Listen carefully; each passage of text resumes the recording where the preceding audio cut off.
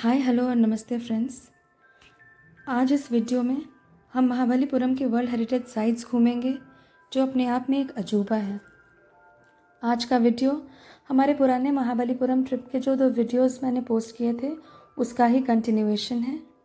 बीच में मैं videos post नहीं कर पाई, जिसके लिए मैं माफ़ी चाहूँगी, क्योंकि हम लोग अपने नए घर में शिफ्ट किए हैं और इसी शिफ्टिंग ने मुझे काफ़ी बिजी रखा है इन दिनों।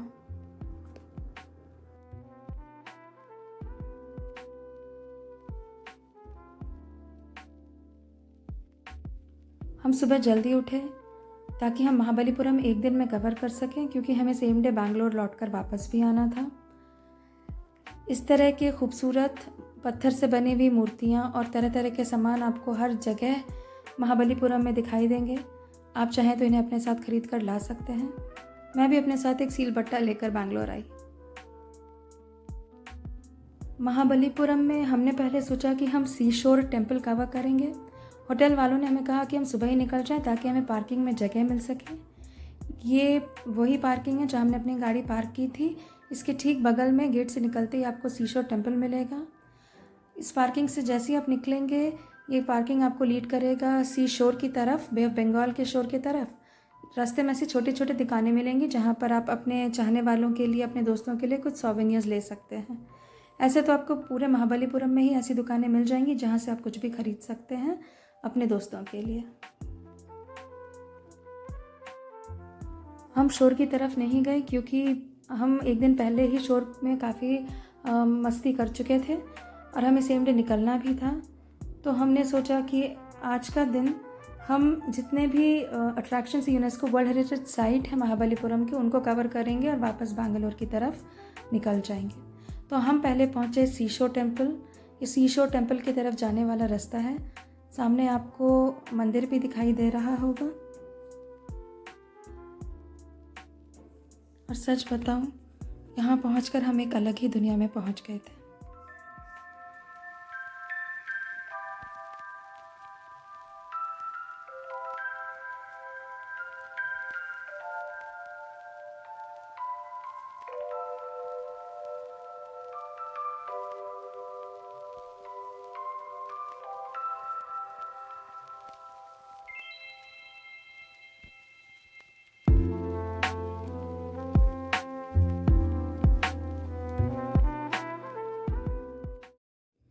ये जो शोर टेम्पल है फ्रेंड्स, ये सिर्फ एक मंदिर नहीं है, ये पूरा का पूरा एक कॉम्प्लेक्स जैसा बना हुआ है। इसका नाम शोर टेम्पल इसलिए है because it overlooks the bay of Bengal, the shore of bay of Bengal. ये बिल्कुल बे ऑफ बंगाल की शोर पर बना हुआ है।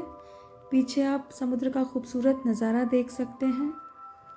ये वही समुद्र है जहाँ पिछले वीडियो में आपने देखा होगा, जहाँ हमने ढेरों मस्ती की थी।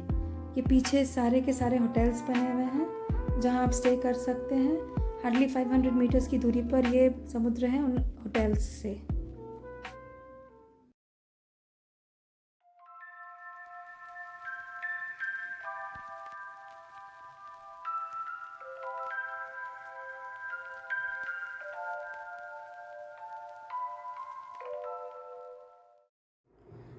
ये जो शोर टेम्पल है, इनफैक्ट जितने के जितने मॉन्यूमेंट्स हैं महाबलीपुरम में, इन सबको बनाया था पल्लवा डायनेस्टी के रूलर्स ने 7th से 8th सेंचुरी एडी के बीच में। ये सारे मॉन्यूमेंट्स, महाबलीपुरम के जितने भी मॉन्यूमेंट्स हैं, ये सब आते हैं यूनेस्को वर्ल्ड हेरिटेज साइट के अंदर।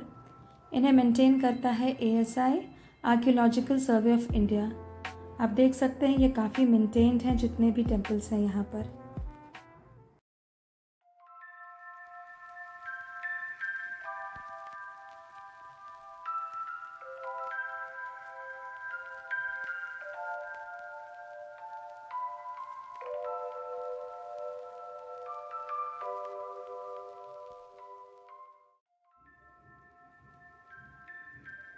महाबलीपुरम में जितने भी मॉन्यूमेंट्स हैं, इन सबको घूमने के लिए एक ही टिकट लगता है, जो कि 25 या 30 रुपए की है शायद से, मुझे एग्जैक्टली याद नहीं है अमाउंट।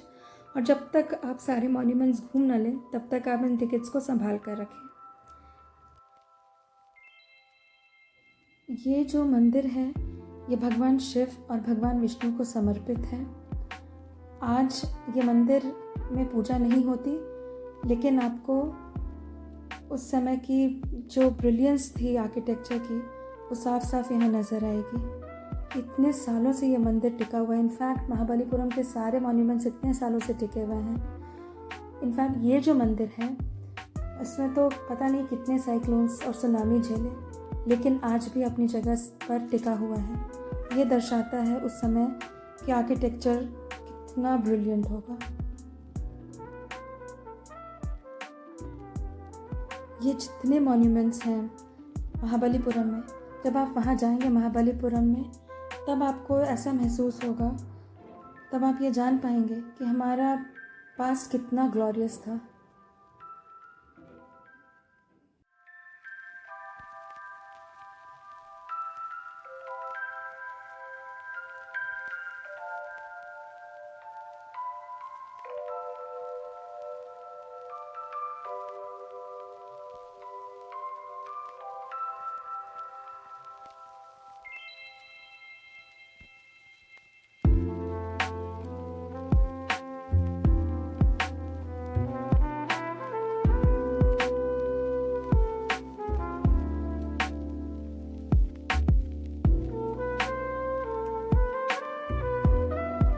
शोर टेम्पल से निकलने के बाद हमने सोचा कि बाकी मॉन्यूमेंट्स भी हम कवर कर लें।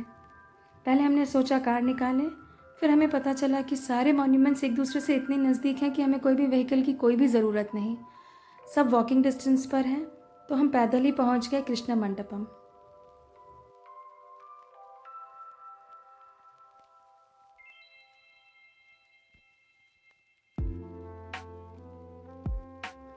कृष्ण मंडपम के बारे में जितनी भी जानकारी है ऐसे तो आपको इस बोर्ड से आराम से मिल जाएगी, लेकिन चलिए मैं फिर भी आपको इस टेम्पल के बारे में कुछ बता दूं।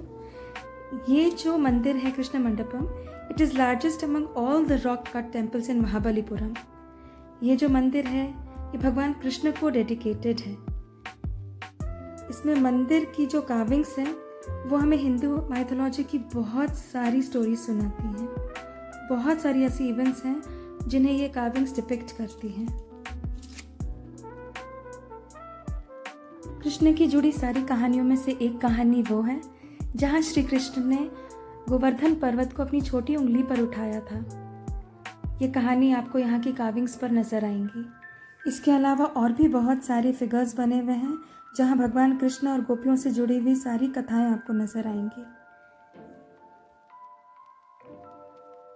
ये जो गुफाएं हैं ये आपको कृष्ण के दौर के गोकुल और वृंदावन की गलियों में वापस लेकर जाएंगी, जहाँ पर आप कृष्ण की लीलाओं को अच्छी तरह से समझ पाएंगे।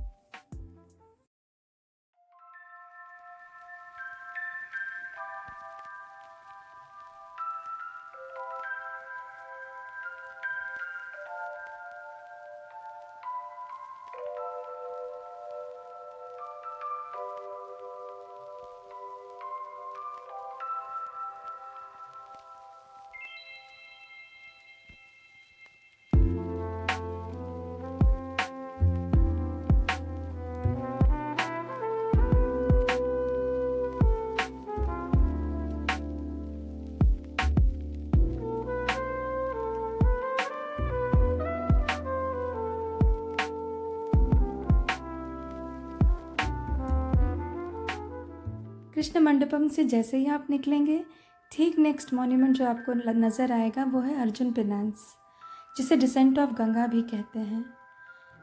सामने आपको एक पैर पर खड़े हुए एक योगी नज़र आएंगे जिसे लोग मानते हैं कि अर्जुन हैं। कुछ लोगों का मानना है कि ये भगीरथ हैं। अर्जुन के से रिलेटेड जो स्टोरी है वो कुछ ऐसी है कि जब उन्हें महाभारत के समय शिव के वेपन की ज़रूरत पड़ी तो अर्जुन ने बहुत कठिन तपस्या की, और ये स्टोरी उसी को दर्शाता है। वहीं दूसरी तरफ कुछ लोगों का मानना है कि जब भगीरथ ने गंगा को धरती पर उतारने के लिए जो तपस्या की थी, ये कार्विंग्स उसको दर्शाता है। वहाँ से निकलकर हम पहुँचे बटरबॉल, जो काफ़ी नज़दीक है अर्जुन पेनांस से।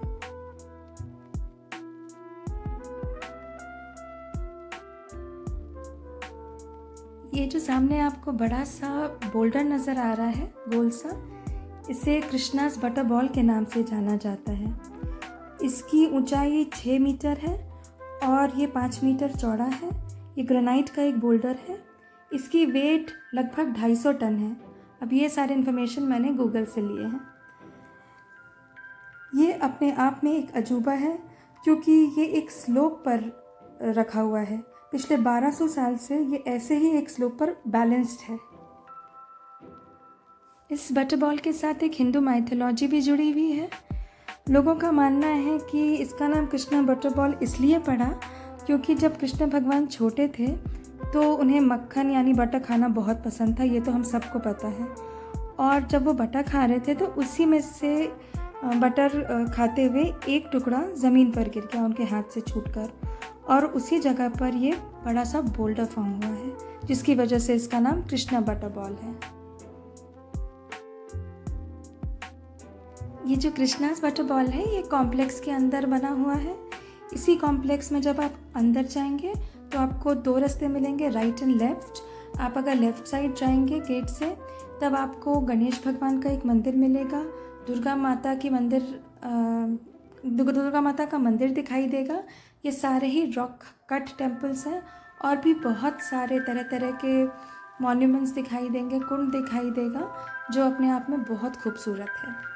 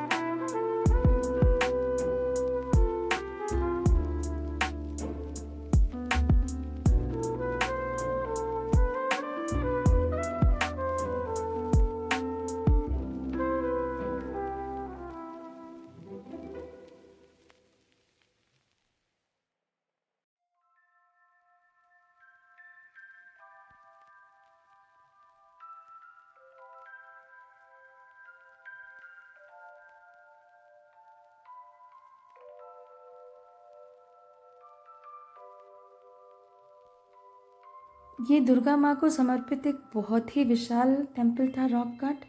नीचे और ऊपर दोनों तरफ मंदिर है, जैसा आप देख सकते होंगे। और यहाँ बहुत सारे लोग ऊपर की तरफ भी चढ़े थे। हम ऊपर तो नहीं जा पाए, हमने नीचे दर्शन किया, नीचे का टेम्पल देखा, सारे कार्विंग्स देखे और हम आगे की तरफ बढ़े।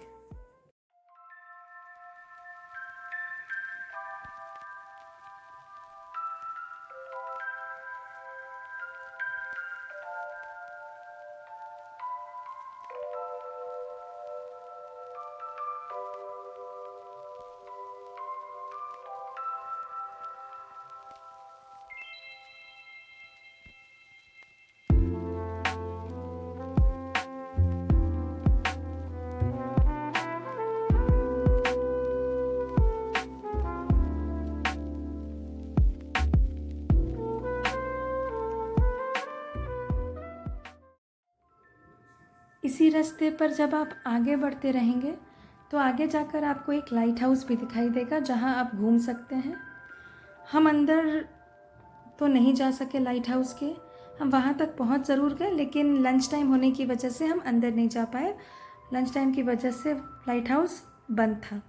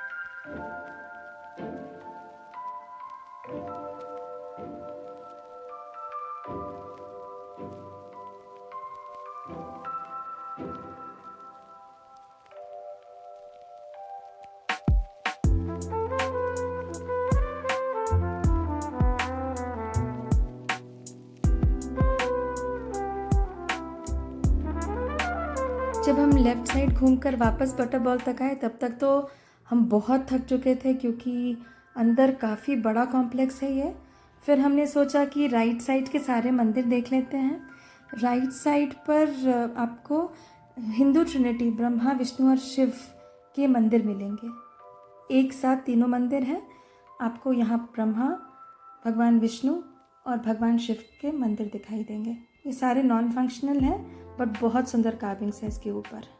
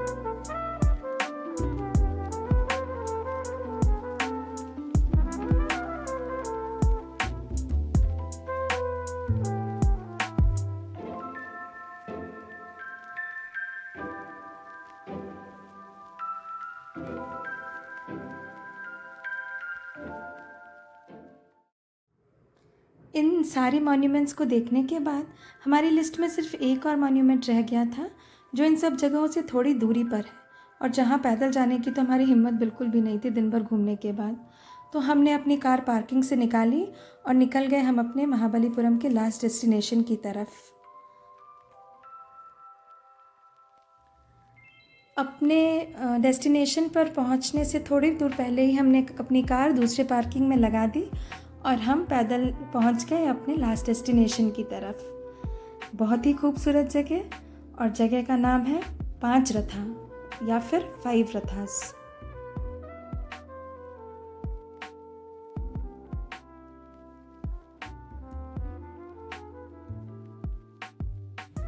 ये जो पंचरथा मंदिर है या पंचरथास है, ये भी अपने आप में रॉक कट टेम्पल का एक नायाब नमूना है।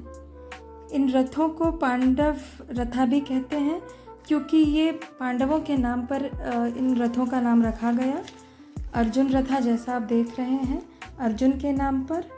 इसके अलावा यहाँ पर आपको द्रौपदी रथा, भीम रथा, धर्मराज रथा और एक साथ नकुल और सहदेव रथा मिलेंगे। नकुल और सहदेव के रथ एक साथ हैं।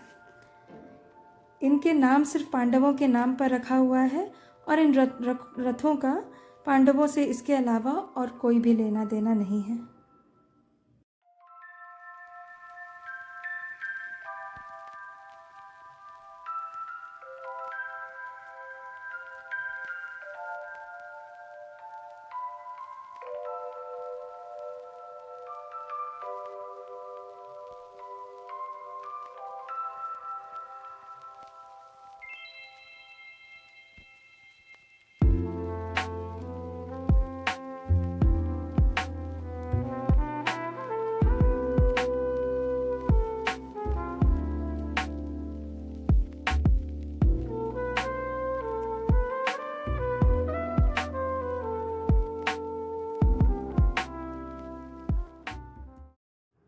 दोस्तों, अगर आपको हमारी ये ट्रिप महाबलीपुरम की ये ट्रिप पसंद आई हो तो तीनों वीडियोस, इस ट्रिप के तीनों वीडियोस मैंने 3 पार्ट्स में डाले हैं। उन तीनों पार्ट को आप ज़रूर देखें और लाइक और शेयर करें। सब्सक्राइब भी प्लीज़ ज़रूर से करें।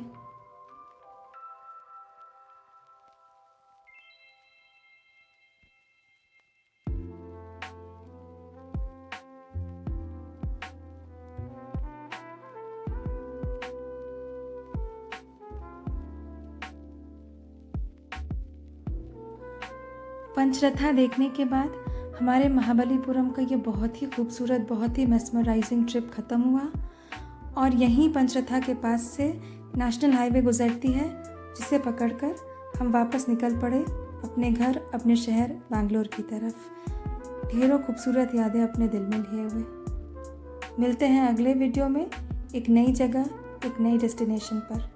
तब तक के लिए फ्रेंड्स, टेक केयर।